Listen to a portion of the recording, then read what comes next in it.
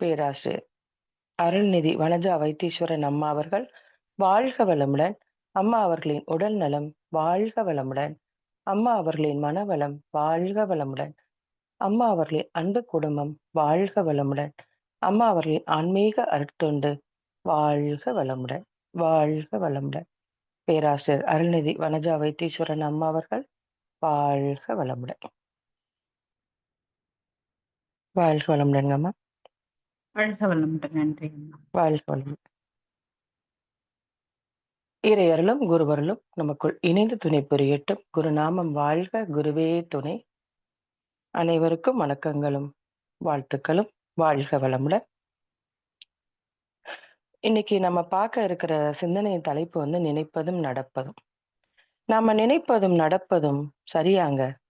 இல்ல நம்ம எந்த நேரத்திலயும் சரியா நம்ம நினைக்கிறோமா? அது நடக்குதா? இதெல்லாம் பத்தி இன்னைக்கு கொஞ்சம் நம்ம பார்க்க இருக்கிறோம். இந்த உலகம் முழுவதுமே பக்தி வழியில் தான் பெரும்பாலான மக்கள் நம்ம வாழ்ந்து வர்றோம் இல்லைங்களா? அவங்க கிட்ட உள்ள ஆழமான தெய்வீக நம்பிக்கையில சில சமயங்கள்ல முரண்பாடான விளைவுகளையும் தருது. அத நம்ம அறியிறோம். அது ஏன்னா, எல்லா வல்ல தெய்வத்தையும் நான் வணங்குறேன்.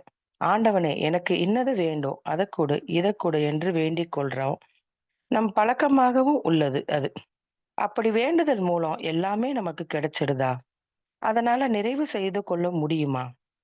நாம நினைப்பதும், நடப்பதும் நெறைய மாற்றங்கள் ஏற்படுது இல்லையா? இறைநீதி என்பது மனிதன் கேட்டு இறைநிலை வழங்குறது இல்லங்க.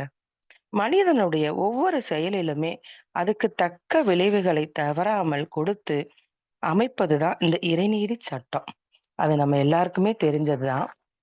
மனம் என்பது என்னன்னு பார்த்தோம்னா, இறைவனோட திருவிளையாடல்.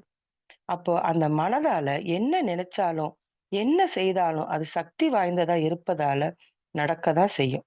ஆனா நடக்கிறபடி நினைக்க தெரியணும். அதான் மனிதன் கற்றுக்கொள்ள வேண்டியது. எது நினைச்சாலும் நடக்கும். அவ்வளவு சக்தியுடையது மனம். ஆனால் எதை நினைக்க வேண்டும்? எப்படி நினைக்க வேண்டும் தெரிஞ்சாதான் அது செயல்படும். அப்போ எவ்வளவு பெரிய பேராற்றல் இருக்கிற மனத உடையவங்களா பிறர் மனம் துன்பப்படுகிற செயலாமா நம்ம? பிறருக்கு எந்த ஒரு துன்பமான செயலையும், தவறையும் கூட நம்ம செய்ய விடக்கூடாதுன்னு நம்ம சுவாமிஜி சொல்றாங்க. பழக்கப்பதிவுகளிலிருந்து இருந்து தன்னை விடுவித்து விளக்கப்பதிவிற்கு வந்து மனிதன் மாற ஒரே வழி யோகம்தான். அதுதான் இந்த மனவளக்கலை எனும் யோகம். இன்னைக்கு இந்த உலகம் எத்தனை பேரை உருவாக்குது. எந்த கல்லூரியாவது, எந்த பள்ளிக்கூடமாவது தலை சிறந்த மனிதர்கள உருவாக்குகின்றதா? அதுதாங்க இந்த மனவளக்கலை யோகா பயிற்சியில் சாதனை. மிகச்சிறந்த மனிதனாக்குவதே இதன் வேலை இல்லைங்களா? ஒரு ஸ்கூல்ல பார்த்தோம்னா, ஒரு ஃபேன்சி ட்ரெஸ் காம்படிஷன் நடக்க இருக்குதுங்க. அதுல பார்த்தோம்னா, எல்லா பெற்றோர்களும் அழைக்கிறாங்க. இந்தந்த குழந்தைக்கு இந்தந்த வேஷம் போடணும் அப்படின்னு சொல்லிட்டு சொல்றதுக்காக டீச்சர்ஸ். அவங்க அவங்க குழந்தைகள என்னென்ன வேடம் போடுறதுன்னு சொல்றதுக்காக கூப்பிடுறாங்க. அப்போ அதுல ஒரு பையனோட அம்மா வந்து சொல்றாங்க, "என் பையனுக்கு இப்படி கர்ணனோட பாத்திரம் எனக்கு ரொம்ப பிடிக்கும் டீச்சர். அதுக்காக அந்த கர்ணன் வேஷம் போடுவதற்காக என் பையனுக்கு கர்ணனோட ட்ரெஸ்ஸு, இந்த கவச குண்டலம் இதையெல்லாம் எப்படி வாங்குறதுன்னு கூட எனக்கு தெரியாது. அதனால நீங்க உங்களுக்கு தெரிஞ்சா நீங்க அத வாங்கி குடுத்துருங்க டீச்சர். அதுக்கான உண்டான பணத்த நான் குடுத்துர்றேன் உங்ககிட்ட." அப்படின்னு சொல்றாங்க அந்த அம்மா. அதுக்கு அந்த டீச்சரும் சொல்றாங்க, "சரி நாங்களே ட்ரெஸ்ஸு, கவச குண்டலம், அதுக்கான கர்ணனுக்கு ரோலுக்கான ஸ்கிரிப்ட் எல்லாம் எழுதி குடுத்துர்றோம். அதுக்கான பணம் வந்து 6,000 ஆகும். அத நீங்க கட்டிடுங்க" என்று சொல்றாங்க அந்த டீச்சரும். இந்த நேரத்துல என்ன செய்றாங்கன்னா, அந்த சரியான நேரத்த நீங்க வந்து அந்த என்னைக்கு விழா நடக்குதோ, ஃபங்ஷன் நடக்குதோ, அந்த தேதியில வந்து சரியான நேரத்துல நீங்க உங்க பையன கூப்பிட்டு வந்துடுங்க. உங்க பையன அப்போதான் நாங்க தயார் செய்ய முடியும் என்று சொல்றாங்க அந்த டீச்சரும். அதுக்கு அந்த அம்மாவும் என்ன சொல்றாங்க, சரிங்க டீச்சர்ன்னு சொல்லிட்டு பையன அழைச்சுட்டு வீட்டுக்கும் வந்துடுறாங்க. அப்ப வீட்டுக்கு வந்த பின்பு என்ன ஆகுதுன்னா, அந்த பையனோட அம்மா தன் மகனுக்கு ரொம்ப நாளா நினைச்சு கர்ணன் வேஷம் போடுறதுக்கு நினைச்சிட்டு இருந்தாங்க இல்லையா? அப்ப அந்த மகன போட்டு பார்க்க போறோம்னு அவ்ளோ சந்தோஷம் தாளல அந்த அம்மாவுக்கு. அப்ப அந்த அம்மா என்ன செய்றாங்க, அ சந்தோஷத்துல இருக்கிறப்ப மகன் சொல்றாப்புல, சின்ன பையன் தான் அந்த பையன். அம்மா, அம்மா என்னோட கிளாஸ் ஃப்ரெண்டு என் கூட படிக்கிற ஃப்ரெண்டுமா. அந்த பையன் பேரு கார்த்தி. இப்படி அவனுக்கு ஃபீஸ் கூட கட்ட முடியலங்கம்மா. அவனுக்கு ஃபீஸ் கட்டணுமா, அவங்க அம்மாவும் பணம் கட்ட முடியலன்னு ரொம்ப டீச்சர்ட்ட வந்து சொல்லி வருத்தப்பட்டாங்க. அதுக்கு நாளைக்கு அ உங்க பையன ஸ்கூலுக்கு அப்புறம் கடைசி பார்த்தோம்னா, உங்க பையனையே ஸ்கூலுக்கு நீங்க அனுப்பாதீங்கன்னு என்று சொல்லிட்டாங்கம்மா. அப்புறம் ஸ்கூலுக்கு அடுத்த நாளே அவங்க அப்பாவும் வந்து சொல்றாங்க. அ அவங்க அப்பாவும் பிரின்சிபல்ட்ட போய் கேட்குறாங்க. அவங்களும் ஒத்துக்கிறவே மாட்டேங்கிறாங்க. அந்த பையன ஸ்கூலுக்கு ஃபீஸ் ரூ. 5,500 கட்டணுமா? எனக்கு போடுற கர்ணன் வேஷத்துக்கு கொடுக்குற பணத்த அந்த பையனுக்கு கட்டிடுறீங்களாம்மா? அப்படின்னு சொல்லி அந்த பையனும் அவங்க அம்மாவிடம் கேட்கிறப்போ, அ எனக்கு கர்ணன் வேஷம் நான் அடுத்த வருஷம் கூட போட்டுக்கிறேன்ம்மா என்று அந்த பையன் சொன்னதுமே, அந்த அம்மா என்ன ஆயிடுறாங்கன்னா, அந்த அம்மா கண்கள்ல கண்ணீர் வந்துட்டதுங்க. "டேய் நான் உனக்கு கர்ணன் வேஷம் போடுறதுக்கு தான் நெனச்சேன். ஆனா நீ உண்மையிலேயே நீ கர்ணன் ஆகிட்டேடா அப்படின்னு மகனே" அப்படின்னு சொல்லி என்ன பூரிப்பிலே கட்டி ஆற தழுவிக் கொண்டாங்க அந்த அம்மா. அதுக்கப்புறம் பார்த்தா, மறுநாளே போயி, அந்த அம்மா என்ன செய்றாங்க, அவங்க மகனோட போயி, அந்த அந்த பையனுக்கு கார்த்தின்ற பையனுக்கு போயி, ஃபீஸ் கட்டிட்டு கர்ணன் வேடம் போடுறதுக்கும், தன் மகனுக்கும் பணத்த கட்டி, அந்த 2 குழந்தைகள் ஏமாறக்கூடாது இல்லையா? என்றும், அந்த 2 குழந்தைகளும் சந்தோஷமாக இருக்க வேண்டும்னு, இந்த செயல செய்தாங்க. அவர்களின் ஆசையும் பூர்த்தி செஞ்சாங்க. பாருங்களேன் அன்பர்களே! அவங்க அம்மா நினைத்தது ஒண்ணு, ஆனா நடந்தது இன்னொன்னு. எது நடக்குமோ, அது நடந்தே தீரும். இந்த கதையில நம்ம பார்த்தது இல்லையா? அடுத்ததா பார்த்தோம்னா, இந்த பூமியில யாருங்க சுகவாசி? அதிகாலையில எழுபவன் சுகவாசி. இயற்கை உணவை உண்டு வாழ்பவன் எப்போதுமே சுகவாசி. முளைக்கட்டிய தானியங்களை உணவில் பயன்படுத்துபவன் சுகவாசி. மண்பானை சமையலை உண்பவன் சுகவாசி. உணவை நன்கு மென்று உண்பவன் சுகவாசி. உணவில் பாகற்காய், சுண்டைக்காய், அகத்திக்கீரைகளை சேர்த்துக் கொள்பவன் சுகவாசி. வெள்ளை சர்க்கரை உணவாக பண்டமாக ஏற்றுக்கொள்ளாதவன் சுகவாசி. கோலா கலர் பானங்களை அதிகம் உபயோகிக்காதவன் சுகவாசி. மலச்சிக்கல் இல்லாதவன் சுகவாசி. கவலைப்படாத மனிதன் சுகவாசி. நாவடக்கம் உடையவன் சுகவாசி. படு பண் பண்பாக பேசி பழகுபவன் சுகவாசி. படுத்தவுடன் தூங்குபவன் சுகவாசி. எந்த வீட்டில் ஃப்ரிட்ஜ் இல்லையோ அந்த வீட்டில் எல்லோரும் சுகவாசி. குடும்பத்திற்காக தினம் 1 மணி நேரம் அனுசரித்துபவன் சுகவாசி. கோபம் இல்லாதவன், நிதானத்தோடு வாழ்பவன் சுகவாசி. கற்பு நெறி தவறாது வாழ்பவர்கள் என்றும் சுகவாசி. மன்னிக்கிறவன், மன்னிப்பு கேட்கிறவன் எப்போதும் சுகவாசி. ஈகை மனப்பான்மையை வளர்த்துக் கொள்பவன் சுகவாசி. வளையாத முதுகுத்தண்டை நிமிர்ந்து உட்கார முடிந்தவன் சுகவாசி. இடது பக்கமாக காலை நீட்டி நித்திரை செய்பவன் சுகவாசி. தூங்கி எழுந்ததும் காலையில் சுத்தமான வெந்நீரை பருகுபவன் சுகவாசி. உணவை உண்ண வேண்டிய முறையறிந்து உண்பவன் சுகவாசி. வாழ்க்கையில் நம்பிக்கையை பொறுமையுடன் வாழ்பவன் சுகவாசி. 10 நாட்களுக்கு ஒரு முறை உண்ணா நோன்பு இருப்பவன் சுகவாசி. வாரம் ஒரு நாள் மௌனம் மேற்கொள்பவன் சுகவாசி. இதையெல்லாம் விட என்னங்க வேணும் சுகவாசியா வாழ்வதற்கு? வேணுங்க. நம் மனவளக்கலை பயிற்சி ஒவ்வொரு மனிதன் கையில் கிடைத்தால் போதுங்க. அவன்தாங்க சுகவாசி, சுகவாசி, சுகவாசியாக இருக்க முடியும். தான் உயரவும், பிறரை உயர்த்தவும் ஏற்ற பயிற்சி தான். தொண்டும் மனவளக்கலையும் அடங்கி உள்ளது இந்த மனவளக்கலை பயிற்சியில. இல்லைங்களா? ஒரு முறை அன்னை தெரசா அவர்கள் கல்கத்தாவிலிருந்து டெல்லிக்கு போறாங்கங்க வழியில. 6 மணிக்கு ஃப்ளைட் அந்த அம்மாக்கு. அப்ப கிளம்பி போயிட்டாங்க அங்க ஃப்ளைட். போன பிறகு ஏர்போர்ட்ல சொல்றாங்க, 2 ஹவர்ஸ்ல டிலேவ் ஆயிட்டு அப்படின்னு சொல்லி சொல்றாங்க. பயணிகளும் என்ன ஆயிடுறாங்க, டென்ஷன் ஆயிடுறாங்க. ஆச்சா போச்சான்னு கத்துறாங்க அங்க. ஆனா அன்னை தெரசா அம்மா கடவுளுக்கு நன்றி சொல்றாங்களாம். மதர் உங்களுக்கு கோபமே வரலையான்னு சொல்லி கேட்குறாங்க. அப்போ அந்த அம்மா சொல்றாங்க, "இல்ல ஏர்லி மார்னிங் ஃப்ளைட்டுன்றதுனால நான் பிரேயர் பண்ண அர்ஜென்ட்லியா பண்ணிட்டு வந்துட்டேன். ஆனா கடவுள் எனக்கு பொறுமையா பிரேயர் பண்ணுறதுக்கு 2 ஹவர் குடுத்துருக்காங்க" என்று சொல்லவும், அப்ப டைம் அதுக்காக கிடைச்சிருக்கு அப்படின்னு சொல்லிட்டு அந்த அம்மா சொல்றவும் பார்த்தீங்களா? இதுலருந்து நம்ம அன்னை பாருங்களேன், எப்படி ஒரு அந்த அந்த நேரத்த கூட எப்படி ஒரு பாசிட்டிவிட்டியா எடுத்துட்டாங்க இல்லையா? திங் பாசிட்டிவ் திங்கிங்க பார்த்திருக்கோம். ஆனா நம்ம பல நேரங்கள்ல, "ஏன்டா நம்ம நெனச்சது நடக்கிறதே இல்ல" என்று புலம்பிக் கொண்டே தானங்க இருப்போம். இல்லைங்களா? இதத்தான் ஒரு பழைய பாடல் வரிகள்ல கூட இருக்கும். "நெனச்சது ஒண்ணு, நடந்தது ஒண்ணு, அதனால் முழிக்குதே அம்மா கண்ணு" அப்படின்னு பாடுவாங்க இல்லையா? அது போலத்தாங்க முழிக்கிறோம் நம்மளும்.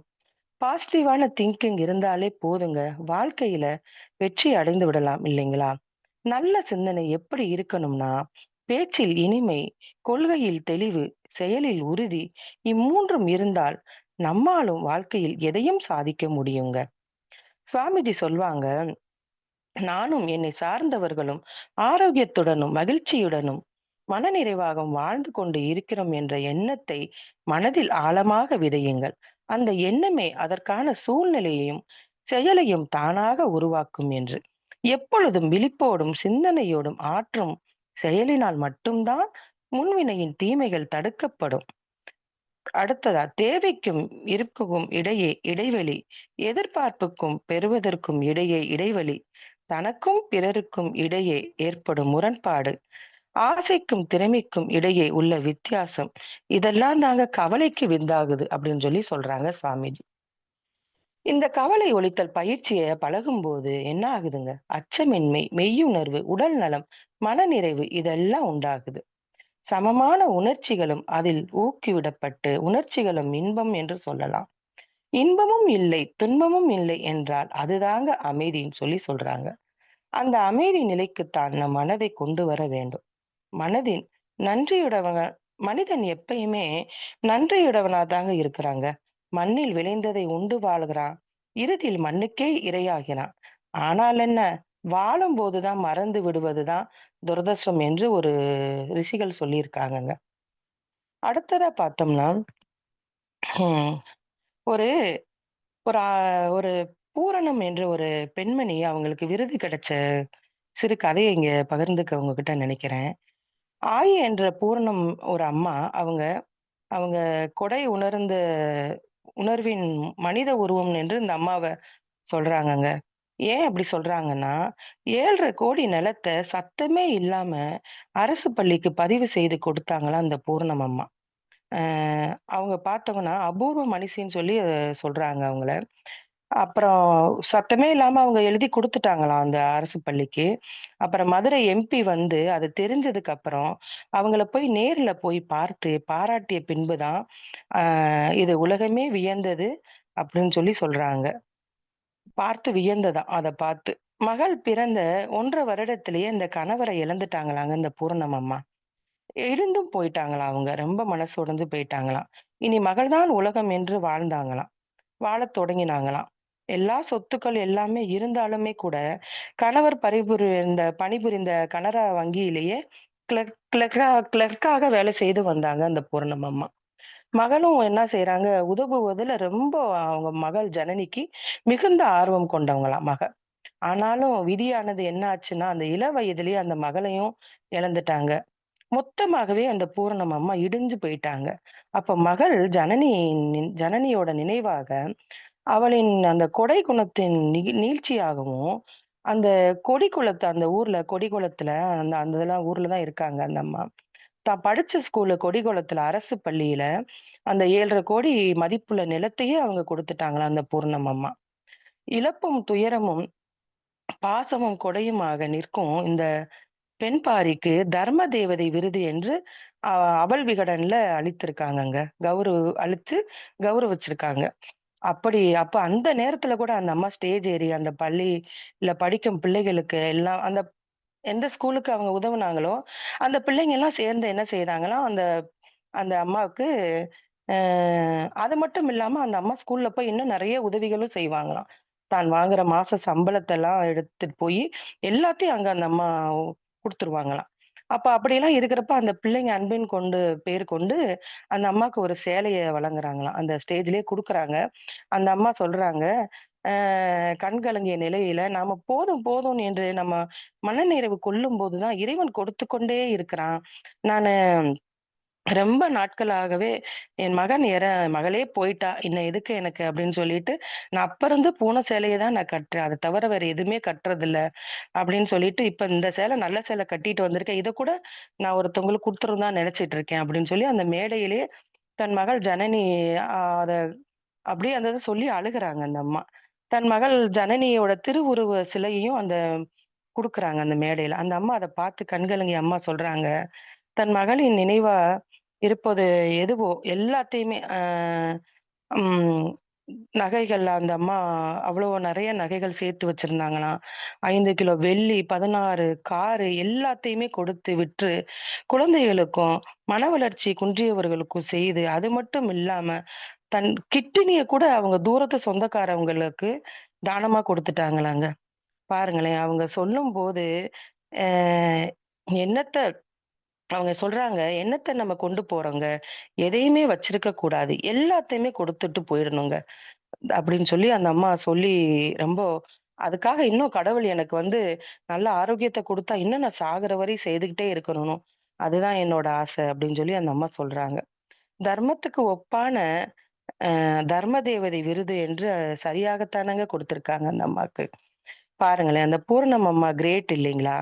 அவ்வளவு சிம்ப்ளிசிட்டியா இருக்காங்கங்க. அவங்க கையில, காதுல, கழுத்துல எதுவுமே எந்த அணிகலன்களுமே இல்ல. அவங்க ஒரே ஒரு சிம்பிளா அப்படி இருக்கிறாங்க. அத பார்த்ததுமே, இன்னொரு காமராஜர் ஐயாவ பார்த்தது போலயே இருந்ததுங்க. உண்மையிலேயே கண் கலங்கிய அது தருணம்.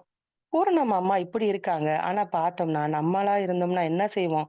ஒரு கோயில்ல ஏதாவது ஒரு டியூப் லைட்ட குடுத்தா கூட, இல்ல எந்த இடத்துலயுமே எந்த ஒரு இது குடுத்தாலும், நம்ம என்ன செய்வோங்க உதவுனாலும், அந்த இடத்துல நம்ம பேர் இருக்கணும். அந்த மாரி தானே நம்மளுக்கு இன்னும் சிலருக்கு அந்த மனசுல இருக்குது இல்லைங்களா?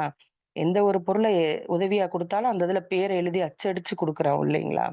அப்ப அந்த எதிர்பார்ப்பு இன்னும் சிலருக்கு இருந்துட்டு தான் இருக்குது இல்லைங்களா? நம்ம வீடு கட்டிய இடத்துல கூட 2 அடி ஒரு 2 அடி நம்ம யாராவது பக்கத்து வீட்டுக்காரவங்க கட்டிட்டாங்கன்னா, அட விடுங்க. நம்ம கூட பிறந்தவங்களே 2 அடி எடுத்துக்கிட்டாங்கன்னா என்ன செய்றோம்? அவங்கள கட்ட விட்டுருவோமாங்க? என்ன என் இடத்துல கட்டிட்டேன்னு சண்டை போடுவோம், சத்தம் போடுவோம், போலீஸ கூப்பிடுவோம். இப்படியெல்லாம் பண்ற இதுல தான நம்ம இருக்கிறோம். இல்லைங்களா? சுவாமிஜி என்ன இதத்தான் சொல்லியிருக்காங்க. ஆ கொண்டு வந்த வினைய கூட தொண்டு செய்து தானங்க போக்க முடியும். அதனால தான் தொண்டாற்றி இன்பம் காண்போம் என்று சொல்லிட்டு இருப்பாங்க சுவாமிஜி நெறைய இதுல. இல்லைங்களா? அப்போ அடுத்ததா பார்த்தோம்னா, ஒருத்தரு காலையில ஜாகிங்க்கு போறாங்கங்க. அப்போது அவருக்கு முன்னால 200 மீட்டருக்கு அ ஒருத்தர் வேகமா போறத இவர் கவனிச்சுட்டாரு. அப்போ இவர் என்ன செய்றாரு, அந்த நபர வேகமா ஓடிக்கொண்டிருந்தத பார்த்த இவரும் வேகமா ஓடி அவர போல நம்மளும் அந்த இடத்துல போய் வேகமா ஓடி போய் பிடித்துடலாம் என்று சொல்லிட்டு, அப்படியே இவரும் சொல்லிட்டே வேகமா ஓட ஆரம்பிச்சுட்டாரு. சிறிது சிறிதா இவருக்கும் பக்கத்திலேயே அப்படியே ஓடி வந்துட்டாரு. சில நிமிடங்கள் கழித்து பார்த்தா, அவருக்கும் 20 அடி இடைவெளி தான் மட்டும் தான் இருக்குது. இன்னும் வேகமா ஓடி ஓடி போறாரு. இறுதியாக சாதித்து பிடித்து விட்டேனே என்று இவருக்கோ ரொம்ப அளவிலா மகிழ்ச்சியும் ஆகிட்டது. அப்ப இவர ஒட்டி வந்துட்டாரு அவரும். அவர கடந்தும் போயிட்டாங்க. போனதுக்கு அப்புறம் அந்த நபருக்கு இவரு கடந்து போனது கூட அந்த நபருக்கு கூட தெரியாது இல்லைங்களா? அப்புறம் தான் யோசிக்கிறாரு. கவனம் அவருக்கு வந்தது. அதுல உணர்ந்து கொண்டது என்னன்னு சொல்றாங்க அவங்க. என்னுடைய இத நான் உணர்ந்து பார்த்தோம்னா, என்னுடைய வீட்டின் வளைவையே தாண்டி நானு திரும்பி வந்துட்டேன் வேற வழியில. என்னுடைய உள்ள அமைதியையும் இதனால நான் இழந்துட்டேன். என்னை சுற்றி இருக்கும் இயற்கை அழகையெல்லாம் நான் ரசிக்க மறந்துட்டேன். தேவையில்லாத அவசரத்தினால பக்கத்துல இருந்த நடைபாதையில 2, 3 முறை கால் தடுக்கி விழுக கூட இருந்தேன். ஏன் அந்த சமயத்துல கால் கூட உடைஞ்சிருக்கலாம். அப்படின்னு சொல்லி அப்போதான் எனக்கு ஞானோதயமே வந்தது. நம் வாழ்க்கையிலும் இதே போல தாங்க. நம்ம உடன் பணிபு பணிபுரிவோரும், அருகில் வசிப்பவர்களும், நண்பர்களும், குடும்பத்தாருடன் போயிட்டு, அவர்களை கூட நம்ம முன்னேற வேண்டும் என்று நம்ம அவர்கள விட வெற்றிகரமா வாழ்ந்து காட்டணும்னு சொல்லி, ஏன்னா நம்முடைய அந்த ஆனந்தத்த கூட நாமளே இழந்து கொண்டுட்டுருக்கோம் அப்படின்னு சொல்றாங்க. நம்முடைய நேரத்தையும், ஆற்றலையும் எப்படி ஓடுவதிலேயே தொலைந்து நாம சேர வேண்டிய உண்மையான இலக்கிற்கான பாதையையும் தொலைத்து விடுகிறோமோ! எப்போதுமே நம்மளுக்குமே முன்னால் ஏதோ ஒரு வகையில முன்னே தான் சென்று கொண்டு இருப்பாங்க. நம்மளை விட நல்ல வேலை, நல்ல கார் இருக்கலாம். நல்ல அ ஒ நெறைய பணம் படைச்சவங்களா இருக்கலாம், நல்ல படிப்பா இருக்கலாம், அழகிய ம் மன மனைவிய கொண்டவங்களா இருக்கலாம், அழகிய கணவன் கொண்டவங்களா இருக்கலாம், நல்ல குழந்தைகள கொண்டவங்களா இருக்கலாம், நல்ல சுற்றுப்புற சூழ்நிலை, நல்ல நிலை. ஆனா, நாம முக்கியமா உணர வேண்டியது என்னன்னா, நாம யாருடனும் போட்டி போடாத பொழுது தான், நம்ம நம்மளாகவே இருப்பது தான், நம்ம மிகச்சிறந்தவர்களாக ஆகிறோம் என்று சொல்றாங்க. சிலரு நம்ம கவனத்தை சிதறடிப்பார்கள் தான். ஆனாலுமே நம்ம என்ன செய்யணும்? கவனத்துடன், விழிப்புணர்வுடன், ஆரோக்கியமாக ஒரு வாழ்வை வாழ வேண்டும் என்று சொல்றாங்க. இந்த கதையின் மூலியமா. நம்ம யாருக்கும் போட்டி இல்லைங்க. யாரும் நமக்கு போட்டி இல்ல. அவரவர் வாழ்க்கை அவரவருக்கே. ஒப்பிட்டு கம்பேர் பண்ணி பார்ப்பதுனால, போட்டி மனப்பான்மையும், நம்ம மகிழ்ச்சியையும் திருடுபவை தான் சொல்றாங்க. அதெல்லாம் வாழ்க்கையில மகிழ்ச்சியை தொலைக்கக்கூடியது. மற்றவர்கள் கவிழ்க்க என்ன நாமே கவிழ்ந்து விடுகிறோம். கவிழ்ந்து போவது தெரியாமல் கூட நம்ம வாழ்க்கையிலே நிம்மதியையும் இழந்து விடுகிறோம். நம்முடனே நாமே போட்டியிட்டு அமைதியாக, ஆனந்தமாக, ஸ்திரமாக வாழ வேண்டும். படிப்பதில், அறிவை பெருக்குவதில் மட்டும் நாமே போட்டு போட்டி போட வேண்டும் சொல்றாங்க. அதனால மட்டும் தான் நன்மையும் பயக்கும். தவம் எனும் யோகம் என்னன்னு பார்த்தோம்னா, மனதை உயிர்மேல் வைத்து பழகும் தியானமோ, அசைவற்று நினைவற்றிருக்கும் சாதனையோ, பல கோணங்களில் செய்யும் உடற்பயிற்சியோ, தற்சோதனையோ மாத்திரம் தவம் அன்று.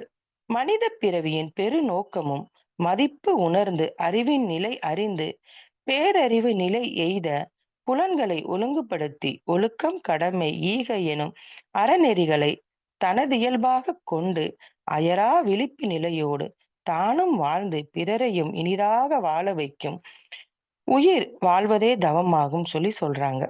இத்தகைய பண்பாட்டுக்கு தன்னை தகுதியாக்கிக் கொள்ளும் பயிற்சி முறைகளே தியானம். தற்சோதனை உடற்பயிற்சி அறநெறி கொள் விளங்கிக் கொள்ளும் போதே வேதாந்த விலங்குகளும் விளங்கிவிடும். இவை யாவும் வழிகளே முடிவு அறிதல் அறிவை அறிதலாகும் சுவாமிஜி சொல்றாங்க.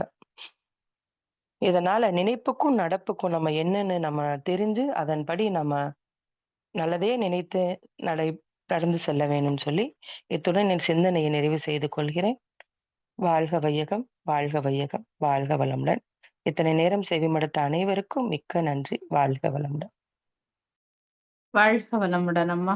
ரொம்ப ரொம்ப சிறப்பாக இருந்தது. நினைப்புக்கும் நடப்புக்கும் அந்த கர்ணனுடைய கதை, கர்ணன் வேடம் போட்ட அந்த கதை ரொம்ப சிறப்பம்மா. அந்த குழந்தைய பத்தி, அந்த குழந்தையினுடைய மனம் எந்த அளவுல விரிந்து இருக்கு அப்படிங்கறதும், அப்புறம் அந்த யார் சுகவாசி ஒவ்வொன்றுக்கும் சொல்லி ஃப்ரிட்ஜு கூட நமக்கு வேணாம் அப்படிங்கிறது ரொம்ப சிறப்பு. அப்புறம் மதர் தெரசாவினுடைய இதை பத்தி ரொம்ப சிறப்பு. அந்த ஃப்ளைட்ல வந்தது பூர்ணம் அம்மா கதை, அவங்க வாழ்வில நடந்த கதையும் அதுக்கான விளக்கமுமா அனைத்துமே ரொம்ப அருமை. மேலும் இந்த தவத்தை பத்தியும் அகத்தாய்வுக்கான விளக்கம் பற்றி சிறப்புமா. வாழ்க வாழ்க வளமுடன். நன்றி அம்மா, நன்றி. அன்பர்களே, நன்றிங்க அம்மா. வாழ்க வளமுடன்ங்கம்மா. வாழ்க வளம். அன்பர்களே, இன்று நமக்கு சிறப்பானதொரு சிந்தனை உரை வழங்கிய பேராசிரியர் வாழ்த்தி மகிழ்வோம். பேராசிரியர் பழனிவேல் அம்மா அவர்கள் வாழ்க வளமுடன். அம்மா அவர்களும் அவர்தம் அன்பு குடும்பமும் அருள் பேராற்றல் கருணையினால் உடல் நலம் நீல் ஆயுள் நிறை செல்வம் உயர் புகழ் மெய் ஞானம் ஓங்கி வாழ்க வளமுடன். வாழ்க வளமுடன்மா. நன்றி அம்மா. வாழ்க வளமுடன். ஸ்கை ஆன்லைன் மெடிடேஷன் தினசரி நிகழ்வுகள் பற்றிய அறிவிப்புகள். காலை 5 மணிக்கு மகரிஷியின் பாடல்கள், காலை 5:30 தவம், தொடர்ந்து 6 மணிக்கு வீடியோ அண்ட் ஆடியோவில் உடற்பயிற்சி வகுப்புகள் நடைபெறும். இதனை நாம் பார்த்து கொண்டே செய்யலாம். மாலை 6 மணிக்கு மகரிஷியின் பாடல்கள், மாலை 6:25 மாலை காயகல்பம், மாலை 6:30 தவம், மாலை 7 மணிக்கு சிந்தனை உரை, மாலை 7:30 உலகநல வாழ்த்துடன் நிறைவு. பிரதி சனி மாலை தவத்தினை தொடர்ந்து 7 மணி முதல் 7:30 வரை ஐயம் தெளிதல் நிகழ்வு நடைபெறும். பிரதி ஞாயிறு மாலை 7 மணி முதல் 7:30 வரை சிறப்பு சிந்தனை உரை நடைபெறும். உலக வாழ்த்து. உலகமெல்லாம் பருவமழை ஒத்தபடி பெய்யட்டும். உழவரெல்லாம் தானியத்தை உவப்புடனே பெருக்கட்டும். பல தொழில்கள் புரிகின்ற பாட்டாளி உயரட்டும். பகுத்துணர்வில் தொகுத்துணர்வு பண்பாட்டை உயர்த்தட்டும். கலகங்கள் போட்டி பகை கடந்த ஆட்சி நடக்கட்டும். கல்லாமை கடன் வறுமை கலங்கங்கள் மறையட்டும். நல வாழ்வை அளிக்கும் மெய் ஞான ஒளி வீசட்டும். நம் கடமை அறவாழ்வின் நாட்டத்தே சிறக்கட்டும். நம் கடமை அறவாழ்வின் நாட்டத்தே சிறக்கட்டும். நம் கடமை அறவாழ்வின் நாட்டத்தே சிறக்கட்டும். வாழ்க வையகம், வாழ்க வையகம், வாழ்க வளமுடன். மகிழ்வோடு இன்றைய நிகழ்வில் நிறைவு செய்து கொள்வோம். அனைவருக்கும் நன்றி. வாழ்க வளம்.